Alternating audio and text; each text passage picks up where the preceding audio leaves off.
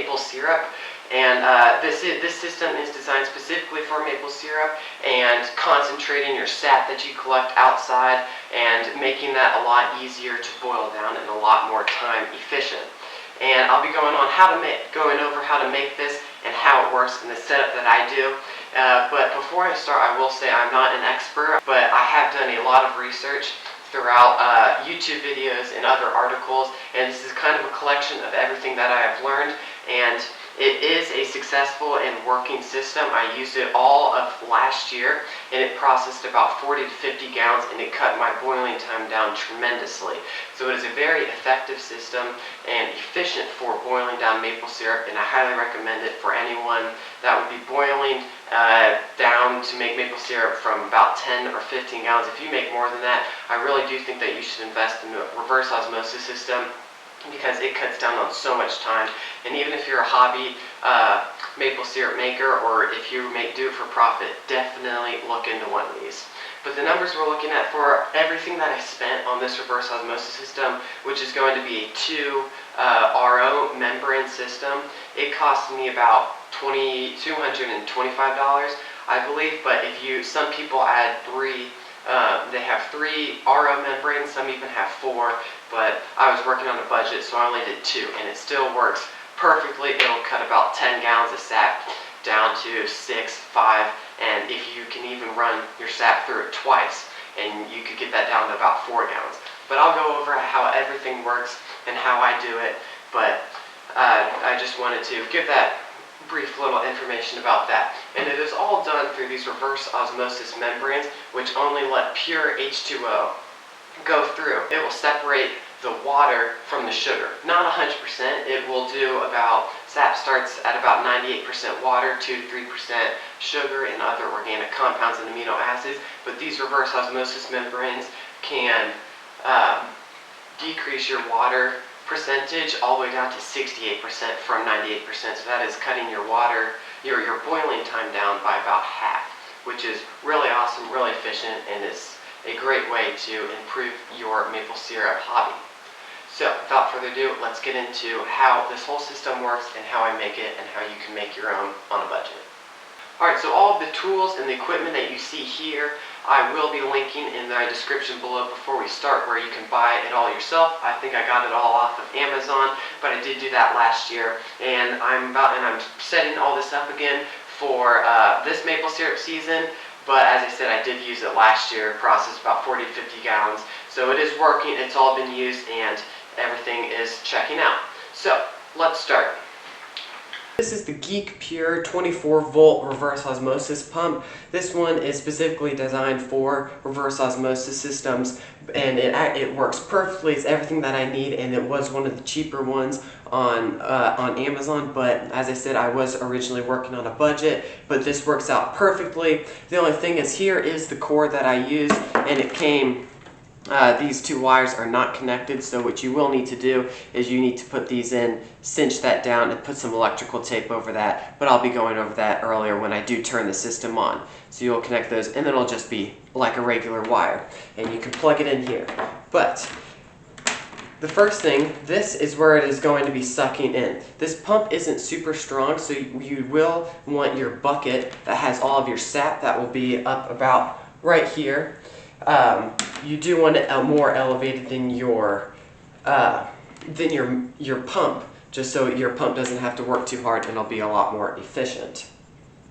And then, so going on from there, the pump will be pumping your sap through the pump, and then it will be going into this big filter that we have here. This is your first sediment filter, and this is actually not a reverse osmosis filter, and it is just supposed to get the big stuff out, like any bugs that may be in your sap, little bits of bark or dirt. And that is getting that out so it does not further clog your reverse osmosis system. So this is empty right now, but I do actually have, these are some of the filters that will be going in your big sediment filter, and these are only about like $12 to $15, and I can get 4 of them for $12 to $15, and they will be going in there. And you will want to replace these probably about twice a season, just because they do get really grimy with a whole bunch of dirt that is in your maple syrup that would later get filtered out in the end. But this will be going in right like that. It'll all be pushed through one of these filters in the middle, and I'll put that in later. So just to follow the sap, as we said, it already goes through the pump pushes it through. But if you do want to use this large sediment filter, I will say that the flow is pretty awkward on this. It actually goes in on this side and then comes out over here. So you do want to keep an eye on that. The pump, follow this blue hose around, and it'll be going in to this very first sediment filter. It'll go through the filter, and then it'll come out of this white hose. So follow the sign where it says flow, and I'll go through how that you can put the filter in and what this button means later on. And then it'll go through this white hose around, and then here you come to your pressure gauge. Okay, so now starting with the pressure gauge, after we just came from the big sediment filter, you will have this little Y two-way valve that you will need to attach your pressure valve to. And this will be showing you the reading of your pressure that you have putting out from the pump. And that is because there's a needle valve here on the end of your second reverse osmosis filter, and that is to keep some pressure and a little bit of blocking up on the sap as it comes through, so that actually forces some of the sap and the water to go through the reverse osmosis membranes, and so it doesn't just come out of this hose. That may be a little confusing, and we'll get into that more, but a good rule of thumb for this gauge and this pump that we're working with over here, you want this to be about 120, little needle valve pointing to 120. That's the perfect amount of resistance to force enough of the sap through the water filter, through the reverse osmosis filters, so that it extracts enough of the water out of there. But you don't want it to be too loose, or you don't want too little resistance and all of the sap goes out of the hose and actually isn't forced through the filters. But you also don't want it too much, or it'll be or the sugar molecules will be clogging up your reverse osmosis filters. So then after the pressure valve, you come to your very first reverse osmosis membrane housing. So if you look on inside of here, you have the hose that goes up to the top. And here at the top, it just comes right through here. And this is where you will put your reverse osmosis filter inside of. And I believe it does go this way. If you have the same filters that I do, a lot of these are just generic, and they are the standard filter. And these two rings you will want to be putting in the bottom of, you'll be putting in to the bottom. And it'll be going in just like that. And then this will be able to push water through the filter, and once it goes through that, I haven't yet fully finished setting the system up, so I'm not going to leave the system in there, but you can see down in there you will have two wires, or not two, you will have two tubes that come outside of the filter, and that you have one that is going to be marked pink, and this is going to be your pure water that comes out of this filter, because this filter is the filter that is going to be, because this filter will be the one that is separating the water from the sugar, and the water that comes out of here is going to be pure water. We want to keep that separate from our sap, that's going to be coming out. So the secondary one, the one that is going to be lower, is going to be your pure water, and what I have that connected to is a Y valve over here that is also connected to the second reverse osmosis membrane, so that they all feed into the same wire and into a pure water bucket. For your second housing, you are going to be going out through, this is the red wire that is going to be having your concentrate. This is going to be your sap that is a lot more concentrated with a lot more sugar in it, because we just extracted some of the pure water out of the sap. So that pure concentrate is going to be coming out of this wire, and we're going to feed that back into your second membrane housing. Okay, and then here in the second one, this is where your hose is going to be feeded back in, and it's going to be filtered one more time through a reverse osmosis membrane that is going to be inside of here. Actually, it'll be in like that. And it'll be going through, pushed out, and then outside of this first filter, this is going to be, or of the second filter, this is going to be pure H2O water. And then outside of this second one, oh, that got a little squirrely. Out of the second one, this red hose, this is going to be your concentrated sap, which is going to be coming out 68% water and about 34% sugar, which then you will need to further boil down to get the rest of the water out to make your syrup. But this needle valve on the end is really important to keep, as I mentioned above previously with this pressure gauge, and that is to keep enough resistance on the end of this hose so that not all of the sap just like spills out of here that's coming from the pump, and that is actually processed through. This keeps enough resistance to push some of the water through these RO membranes that we have in these housings, and that will extract some of the water inside of the sap, and then you'll have your concentrated sap come out into a bucket, which you can later collect and then use.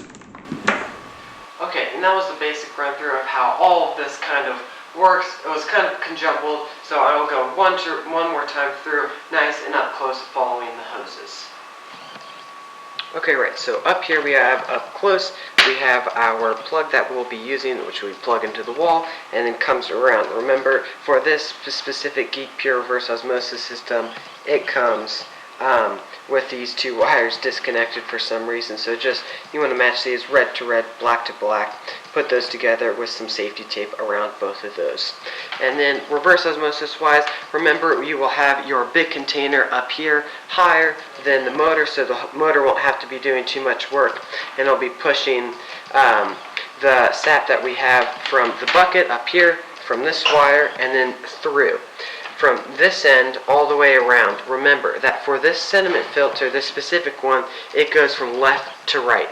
You can look up here where it says, where it mentions the flow of where the sap will go. It goes from the left side to the right side, not right to left, left to right. And then also I did say I'd mention what this red button above is, and that is for relieving pressure. The motor up here puts a lot of pressure inside of this when it is running, so if you wanted to disassemble this sediment filter for any reason, you would press this button, relieve some pressure, and then you could unscrew the top. So we follow from the pump, from the motor, all the way around. You go from the left side in, right side out, follow the white hose, goes under the sediment filter, all the way around to the pressures, or to the pressure gauge. And remember, we said that we wanted this pressure gauge at approximately 120. That's going to be right here up at the top.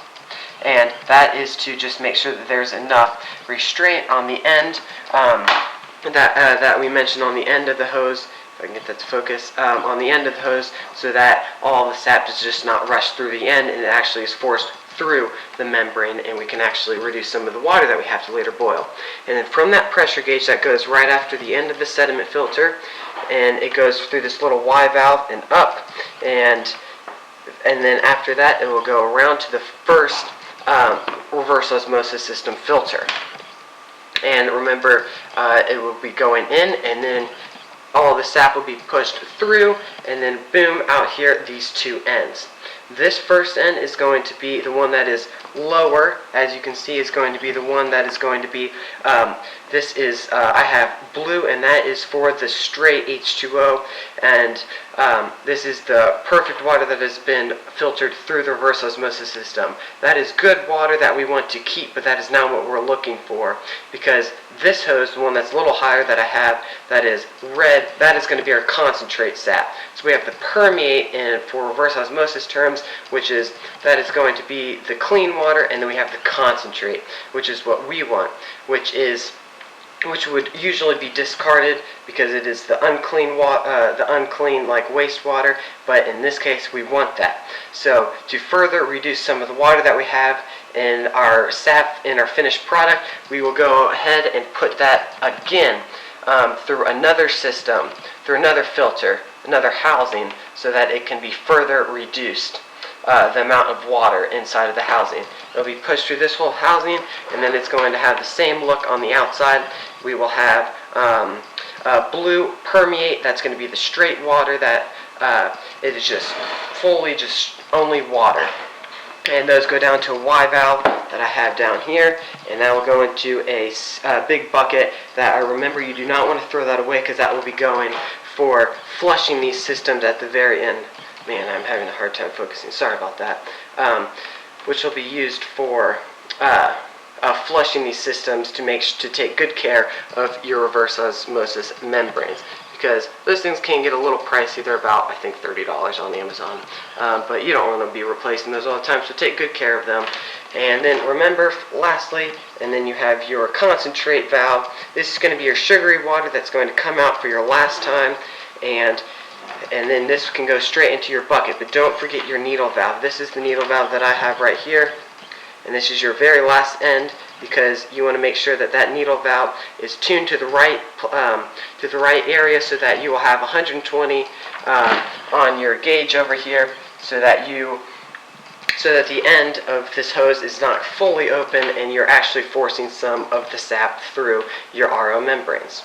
And that is pretty much all of it. It seems complicated, but actually it's not that bad.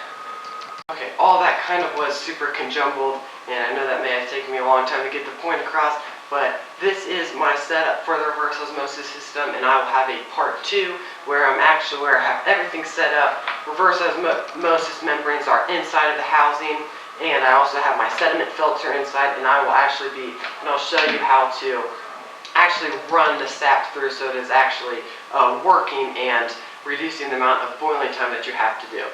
And I strongly encourage that you look at one of these to invest in, because they are a game changer for your maple syrup hobby. And thank you very much for watching, and I'll see you in the next video, part 2 of reverse osmosis. Thank you.